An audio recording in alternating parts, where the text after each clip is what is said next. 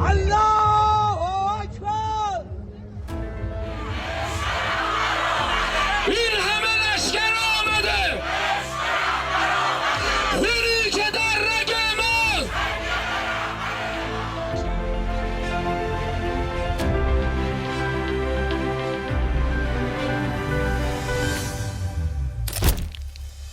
Dunia seperti berdiri di ujung jurang.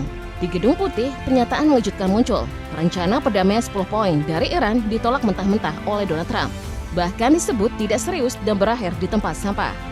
Di saat yang sama, harapan gencatan senjata runtuh. Israel secara terbuka menolak memasukkan Lebanon dalam kesepakatan damai dan justru melancarkan serangan terbesar dalam konflik ini. Hasilnya brutal, sedikitnya 254 orang tewas dan lebih dari 1.100 lainnya luka-luka dalam satu gelombang serangan udara yang menghantam Lebanon. Sementara itu, di jantung jalur energi dunia, ketegangan mencapai titik kritis. Selat Hormuz, jalur yang mengalirkan hampir 1/5 minyak dunia, sempat ditutup, lalu dibuka kembali di tengah tekanan global dan ancaman militer yang belum benar-benar mereda. Ini bukan lagi sekedar konflik regional. Ini adalah rantai krisis yang saling terhubung, diplomasi yang gagal, serangan yang tak berhenti, dan dunia yang perlahan terseret ke arah yang semakin berbahaya. Bir hemen asker olmadı. Kesepakatan gencatan senjata ini tidak lahir dari suasana tenang. Yang muncul dari rangkaian tekanan yang nyaris meledakkan kawasan.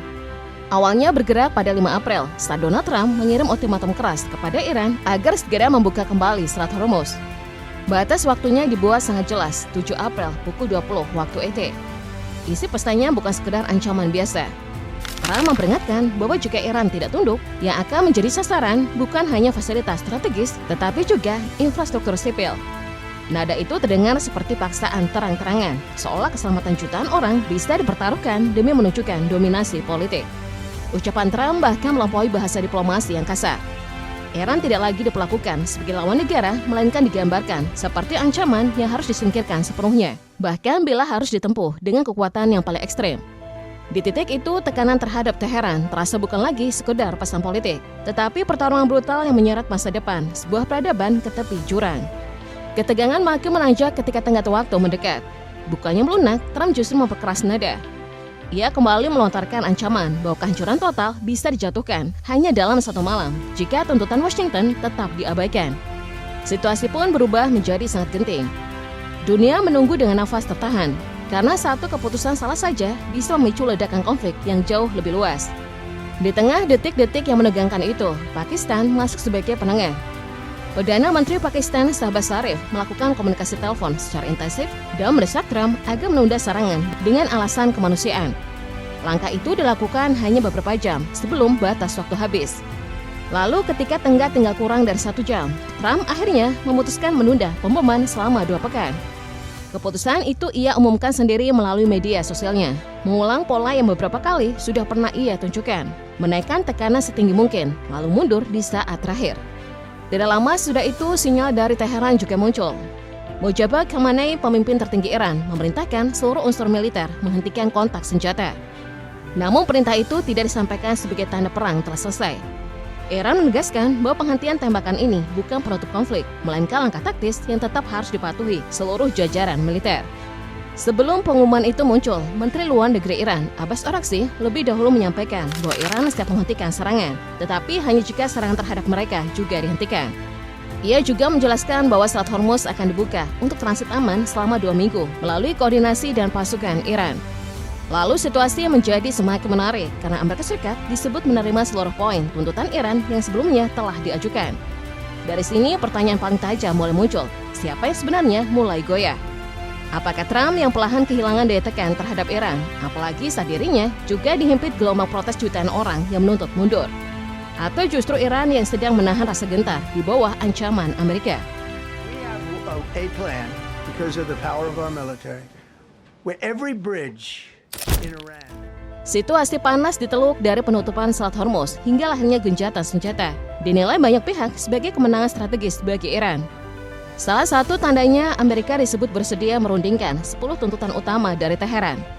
Yang paling mencolok, Iran berhasil memasukkan isu Gaza dan Lebanon ke dalam pembahasan bilateral dengan Amerika Serikat. Sesuatu yang sama ini selalu dihindari Washington. Iran menuntut komitmen non-agresi dari Amerika Serikat, bukan sekedar gencatan senjata sementara, tetapi penghentian permusuhan yang resmi dan permanen. Iran juga menuntut kendali penuh atas Selat Hormuz, jalur laut paling vital dalam lalu lintas energi dunia. Iran meminta perang dihentikan di semua lini, termasuk di Lebanon, serta menuntut agar serangan terhadap Hizbullah segera dihentikan. Teheran juga mendesak agar Amerika Serikat menarik seluruh pasukan dan kehadiran militernya dari pangkalan-pangkalan di kawasan.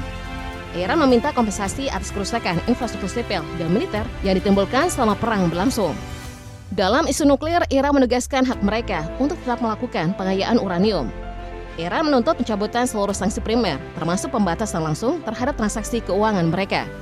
Bukan hanya itu, Iran juga menuntut semua sanksi sekunder dicabut, yaitu sanksi yang menghukum negara lain atau perusahaan non-Amerika yang tetap berbisnis dengan Iran.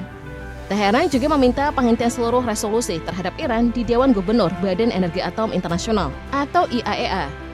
Dan terakhir, Iran menuntut agar semua resolusi Dewan Keamanan PBB terhadap mereka juga dihentikan.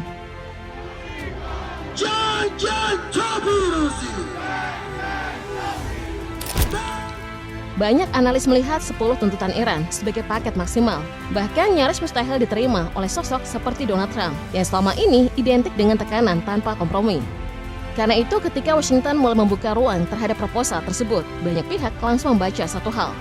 Trump sedang tidak berada dalam posisi kuat. Tekanan paling nyata datang dari Selat Hormuz. Iran telah memperlihatkan bahwa mereka mampu mengguncang jalur energi paling vital di dunia. Jika aliran minyak terganggu, harga energi bisa melonjak tajam, dan itu sangat berbahaya bagi Trump. Ia tahu kenaikan harga bensin di Amerika bisa berubah menjadi bencana politik, apalagi saat situasi domestik sedang sensitif. Jadi menerima skema ini memberi Trump waktu untuk menenangkan pasar dan mencegah ekonomi dalam negerinya ikut terbakar. Di saat yang sama, tekanan dari dalam negeri juga makin berat. Setelah gelombang demonstrasi besar, posisi Trump terlihat jauh lebih rapuh. Mulai muncul pembicaraan bahwa dirinya dianggap tidak cukup stabil untuk menangani krisis sebesar ini. Artinya ancaman terhadap Trump bukan hanya datang dari luar negeri, tetapi juga dari dalam sistem politik Amerika sendiri. Masalahnya belum berhenti di situ. Di sekitar Pentagon, suasana juga disebut tidak sepenuhnya solid. Ada kekhawatiran bahwa sebagian petinggi militer tidak siap mengikuti perintah yang dinilai gegabah atau melanggar batas hukum. Dalam kondisi seperti itu, gencatan senjata menjadi jalan paling aman untuk meredam ledakan yang bisa datang dari banyak arah sekaligus. Jadi kalau Trump tampak melunak, itu bukan karena ia berubah jadi tokoh perdamaian. Lebih mungkin karena ongkos perang kini terlalu mahal secara politik, ekonomi, dan kekuasaan. Bagi Iran, ini terlihat seperti keberhasilan menekan lawan. Bagi Trump, ini lebih mirip langkah darurat untuk menyelamatkan dirinya sendiri. Education go way up. Right now we're ranked at the very bottom of the list, but we're at the top. Kalau dilihat dengan kepala dingin, menerima usulan Iran memang bisa menjadi jalan tercepat untuk mencegah situasi berubah menjadi kekacauan yang lebih besar. Tetapi masalahnya, menjalankan seluruh isi proposal itu justru berisiko menjadi bom politik bagi Trump sendiri. Karena itu, langkah yang sedang terlihat sekarang lebih mirip strategi menunda benturan daripada upaya damai yang sungguh matang. Ia sedang membeli waktu, bukan menutup konflik. Di atas kertas ada beberapa tuntutan Iran yang terlalu berat untuk ditelan Washington. Permintaan agar Amerika menarik kekuatan militernya dari Timur Tengah, lalu pengakuan atas hak Iran memperkaya uranium, jelas berbenturan langsung dengan kepentingan strategis Amerika dan garis keamanan Israel. Itu sebabnya sangat kecil kemungkinan Trump akan menerima seluruh paket secara utuh. Yang lebih mungkin terjadi, ia hanya memilih bagian yang bisa menguntungkan posisi politiknya, terutama yang berhubungan dengan ekonomi. Artinya, jalur yang mungkin dibuka adalah konsesi terbatas. Misalnya, pelanggaran sanksi tertentu atau pencairan aset cukup untuk meredakan pasar dan menjaga harga minyak agar tidak melonjak liar. Tetapi untuk tuntutan yang menyangkut militer dan pengaruh kawasan, Washington kemungkinan akan tetap keras kepala. Karena itu, gencatan senjata ini belum bisa dibaca sebagai pintu damai yang kokoh. Ia lebih terlihat seperti jeda pendek yang dipakai kedua pihak untuk mengatur nafas. Ketegangan memang bisa turun sementara, pasar global mungkin sedikit lebih tenang, tetapi fondasi konfliknya belum benar-benar disentuh. Kalau dalam 2 minggu tidak ada langkah nyata, terutama soal sanksi utama, Iran sangat mungkin kembali memainkan kartu paling kuat yang mereka miliki, Selat Hormuz. Dan bila itu terjadi, dunia akan kembali berhadapan dengan ancaman lonjakan energi dan gejolak ekonomi yang sama. Jadi yang sedang terjadi sekarang bukan akhir perang, melainkan fase baru dari tarik ulur berbahaya. Perdamaian sejati hanya mungkin lahir jika Amerika mau menerima bahwa keseimbangan kekuatan di kawasan telah berubah. Masalahnya, pengakuan semacam itu justru yang paling sulit diterima oleh Trump.